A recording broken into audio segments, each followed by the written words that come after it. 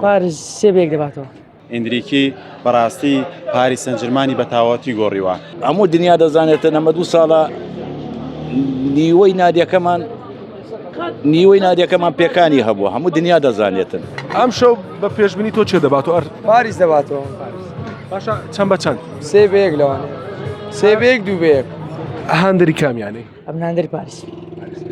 دەتوێت پاریس چەند بە چەند ینی پێشبینەکەی باتەوە؟ پاریس سێبێک دەباتەوە. هەندەی ڕیال مەدین ڕاستەم ساڵ نازنامان نەمردیە لەبەرەوەی 2 ساڵەمە مۆسمی سفرینە مشکلە نییە لەبەرەوەی هەموو دنیا دەزانێتن ئەمە 2 ساڵە نیوەی نادیەکەمان پێکانی هەبووە، هەموو دنیا دەزانێتن. دە لاعی بە ئامار ئیسابەی هەبووە. ئەم ساڵیش هەما سینەرە دووبارە بووە.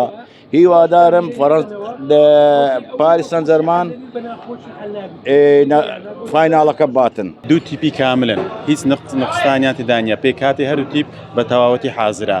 بەڵام بەڕای من بە تەواوەتی یانەی پاریس سەن ژەرمان ئامادەترە، پێی کاتەکەی زیاتر لاوترە. ئەندریکی بەڕاستی پاریس سەن ژەرمانی بە تاواتی گۆڕیوە. پێم وایە پاریس سەن ژەرمان ئەم ساڵ بۆ دووەم ساڵ لەسەر یەک نازناوەکە دەباتەوە و عوسمان دێبلیش دووبارە باڵۆن دۆری دووەم بەدەستێنێتە. والله پێشبینی پاریس بێتەوە. باشە پاریس چەند بە چەند دەباتەوە؟ 2-0.